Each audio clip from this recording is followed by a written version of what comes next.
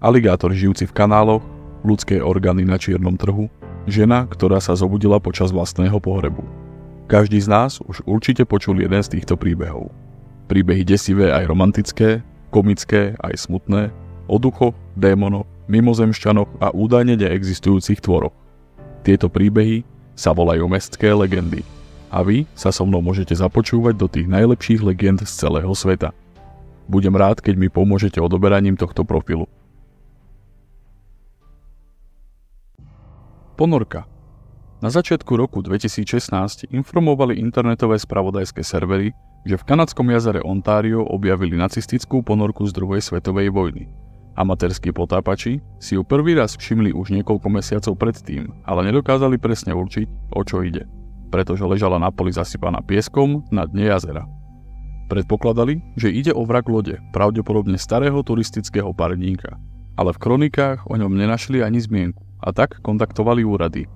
Na miesto boli vyslané člny vybavené špičkovým sonarovým zobrazovacím zariadením, ktoré odhalilo tvar objektu podobného ponorke. Následne privolali potápačov z pobrežnej stráže, aby nález potvrdili. Ponorili sa do hlbok jazera a pripevnili k objektu nafukovacie mechy, aby tajné plavidlo vyniesli na hladinu. Ešte stále jasne viditeľné označenie na trupe ponorky odhalovalo desivú spojitosť s nacistickým Nemeckom. Čo robilo toto plavidlo v jazere Ontario? Hoci žiadne nepriateľské ponorky, ktoré by sa dostali tak ďaleko do vnútrozemia, nikdy nikto neohlásil, bolo známe, že nemecké ponorky hliadkovali počas druhej svetovej vojny pri kanadskom pobreží a potopili niekoľko lodí pri Newfoundlande, vrátane osobného trajektu s viac ako stovkou civilistov na palube. Niekoľko rokov predtým, v roku 2012, objavili miestni potápači aj v nedalekej rieke Churchill niečo, čo považovali za nemeckú ponorku. Toto pravidlo však nebolo nikdy formálne identifikované ani vyzdvihnuté. Zrazu sa o vec začali zaujímať spravodajské služby. Ak sú tieto dva príbehy pravdivé, došlo v Kanade k vážnemu pochybeniu v oblasti národnej bezpečnosti. Odborníci, ktorí pravidlo skúmali, potvrdili, že vykazuje všetky známky skutočnej nacistickej ponorky U-bod. Európski predstavitelia vysvetlili, že šlo o experimentálny prototyp navrhnutý špeciálne na plavbu do vnútrozemia a že sa myslelo, že sa stratila pri pobreží Kanady. Domnievali sa, že plávala proti toku rieky Svätého Vavrinca k veľkým jazerám, kde z nejakého dôvodu nedokázala dokončiť svoju misiu. Vyvolať paniku medzi tisíckami turistov, ktorí sa v lete pri jazere schádzali. Ak by ponorka dokázala nepozorovane preniknúť tak ďaleko do vnútrozemia Severnej Ameriky, kto by vedel povedať, kde sa objaví na budúce? Táto myšlienka by skutočne vyvolala v americkej verejnosti strach. Nájdená ponorka má byť zrekonštruovaná a vystavená v miestnom múzeu. Odborníci uviedli, že hoci sa na plavidle v priebehu 10-ročí výrazne podpísala korózia a stalo sa domovom mnohých rôznych druhov rýb, darilo sa mu na dne sladkovodného jazera lepšie, ako by sa mu darilo vo vode slanej. Titanic. Novinár V.T. Steed predpovedal budúcnosť. Niekoľko rokov predtým, ako Titanic vyplával, napísal príbeh o parníku, ktorý sa potopil v Atlantickom oceáne po zrážke s iným plavidlom, pri ktorej zahynulo mnoho pasažierov. Steed predpovedal, že presne toto sa môže stať a stane sa, keď sa spustí na more loď s nedostatkom záchranných člnov. Napísal aj román, ktorý opisuje príbeh inej lode, ktorá sa tiež potopila v Atlantiku. Tentoraz preživších zachránila zaoceánska loď White Star Line. Rovnako sa volala aj spoločnosť, ktorá vlastnila Titanic. V roku 1912 pozval prezident Taft Steeda do Ameriky. Očakával, že tam prevezme nejaké ocenenie a zaregistroval si cestu cez Atlantik na prvej plavbe lode menom Titanic. Keď došlo k slávnej katastrofe, Steed, jeden z najslavnejších Angličanov na lodi, sa údajne vzdal svojej záchrannej vesty a pomáhal ženám a deťom do záchranných člnov. Týchto bolo nedostatok, ktorý sám pred mnohými rokmi predpovedal. Ako mnoho iných, samotné potopenie prežil, no utopil sa neskôr, keď sa niekoľko hodín držal plávajúceho dreva v ľadovej vode. Iní mali viac šťastia a možno ani nie. Britský inžinier John Preece prežil potopenie Titanicu v roku 1912, rovnako ako potopenie jeho sesterskej lode menom Britannic v roku 1916 a potom ešte potopenie lodí Alcantara a Donegal počas prvej svetovej vojny. Violet Jessop, zdravotná sestra, ktorá prežila potopenie Titanicu v roku 1912, tiež prežila nehody dvoch ďalších lodí White Star Line. Zrážku Olympiku z HMS Hawkeye v roku 1911 a potopenie Britannicu v roku 1916. Tragické potopenie Titanicu sprevádzali aj ďalšie zvláštne náhody. Keďže šlo o luxusné najmodernejšie plavidlo svojej doby, loď mala na palube dokonca aj kino pre cestujúcich vyššej triedy. Keď narazil Titanic na ľadovec, v kine práve premietali rannú nemeckú verziu filmu Dobrodružstvo Poseidonu, príbeh o údajne nepotopiteľnej zaoceánskej lodi, ktorá zmizla na mori. Fašistický les. V malom nemeckom mestečku nedaleko Berlína, ktoré už začínalo pomaly zabúdať na svoje vojnové hrôzy, sa začiatkom 90. rokov opäť vynorila temná minulosť krajiny. Odhalilo ju lietadlo, ktoré získavalo jesenné letecké snímky.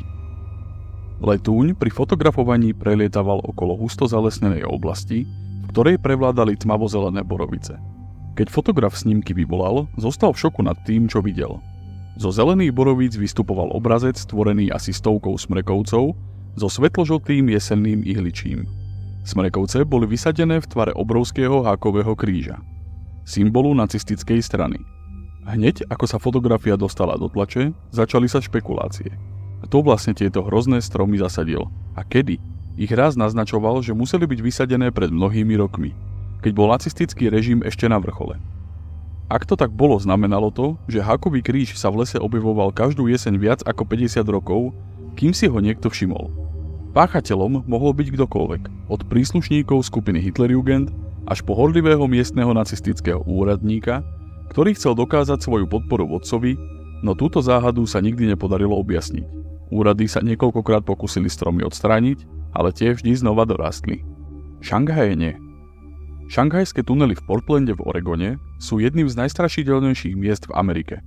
Ide o zložitý systém vzájomne prepojených chodieb, vedúcich pod starou časťou Portlandu, ktoré spájajú pivnice mnohých hotelov a barov s nábrežím pri rieke Willamette. Pôvodne ich postavili na prepravu tovaru z dokov priamo do obchodov miestnych podnikov, no nevyužívali sa len na tento účel. Podnikatelia tunely používali, aby pomohli uspokojiť dopyt po námorníkoch na lodiach, ktoré sa zastavili na západnom pobreží pri ceste do Ázie. Na týchto lodiach bol vážny nedostatok mladých mužov a tak bezohľadní gangsteri organizovali akcie, pri ktorých kapitánom lodí za poplatok zabezpečovali námorníkov. Proces bol známy pod názvom crimping alebo šanghajenie, pretože mnoho obetí skončilo práve v Šanghaji. Gangy dohadzovačov sa potulovali po baroch Portlandu a hľadali telesne zdatných mužov, ktorí sa v ten večer už poriadne opili, alebo, ak ich tlačil čas, kohokoľvek, koho našli na ulici. Ak nebol dotyčný namol opitý, omráčili ho alebo zdrogovali, potom odvliekli do pivníc a padajúcimi dverami ho zhodili do tunelov.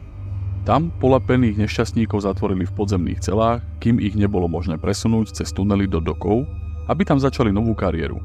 Predávali ich prístavným náborárom, ktorí za nich niekedy platili len $50 za hlavu a brali províziu za každého muža, ktorého získali, takže čím viac kusov, tým lepšie. Dohadzovači falšovali podpisy zajatých mužov, ktorí hneď, ako sa dostali na palubu, boli nútení pracovať bez nároku na plat. Bolo vlastne priamo nezákonné opustiť loď skôr, než dorazila do cieľa, takže každému, kto z lode utiekol, hrozilo väzenie. Predpokladá sa, že každý rok v portlandskom tuneli odšanghajovali tisíce ľudí a ohrození neboli len muži. Tunelmi údajne odvliekli aj ženy, ktoré následne predali na prostitúciu. Buď ich držali na lodiach na rozptýlenie námorníkov, alebo ich rovnako posielali do cudzích miest do nevestincov. Jeden portlandský dohadzovač sa stal obzvlášť legendárnym. Prístavní náborári dobre vedeli, že Joseph Bunko Kelly sa nezastaví pred ničím, len aby im zohnal toľko mužov, koľko potrebujú.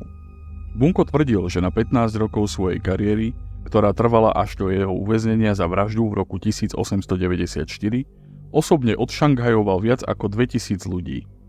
Hovorí sa, že raz úspešne dohodil ako námorníkov niekoľko prostitútok za $75 za jednu. Keď ich zdrogoval, ostrihol im vlasy a obliekol do pánskeho oblečenia. Bunkové kúsky z inej noci sa zapísali do dejín. Bol poverený, aby dodal 50 mužov pre britskú loď smerujúcu do Číny, ktorá v ten deň zakotvila a na druhý deň ráno už mala odplávať. Bunko sa s výzvou popasoval a nariadil svojim mužom, aby sa vydali prehľadávať bary, hotely aj nevestince v meste a hľadať vhodné obete. Keď prechádzal okolo podnikov v obľúbenom rajóne, z pivnice počul bujaré hlasy. a keď sa pozrel do dverí, videl miestnosť plnú opitých mužov. Boli už na poli v bezvedomí a niektorí stonali. Okolo nich ležali hromady rozhádzaných prázdnych fľaš. Bunko si čoskoro uvedomil, že nie sú len opití, boli otrávení. Mužov, ktorí spolu celý deň pili, vyhodili z jedného baru a tak sa vlámali do pivnice, o ktorej si mysleli, že slúži ako sklad zásob pre jeden z podnikov hore. Pustili sa do práce a vypili všetko, na čo prišli. V skutočnosti však našli pivnicu miestnej márnice a popíjali jedovatý roztok pozostávajúci z 90% liehu a formaldehydu, používaný na balzamovanie mŕtvol.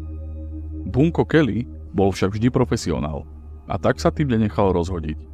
Poslal jedného zo svojich mužov do tunelov po vozy a začal postupne posielať polomrtvých mužov smerom do dokov. Celkový počet mužov sa podľa rôznych príbehov líši, ale náklad bol najmenej 25 osôb. Prístavný náborár bol zvyknutý, že mu Bunko dodal námorníkov na poli v kóme, takže sa nad tým dvakrát nepozastavoval.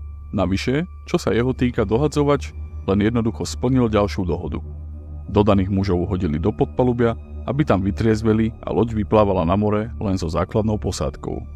No muži v podpalubí sa už neprebrali. Keď ich na druhý deň šiel kapitán skontrolovať, všetci boli mŕtvi. Hovorilo sa, že vďaka všetkému balzamovaciemu roztoku, ktorý vypili, všetci vyzerali pozoruhodne dobre.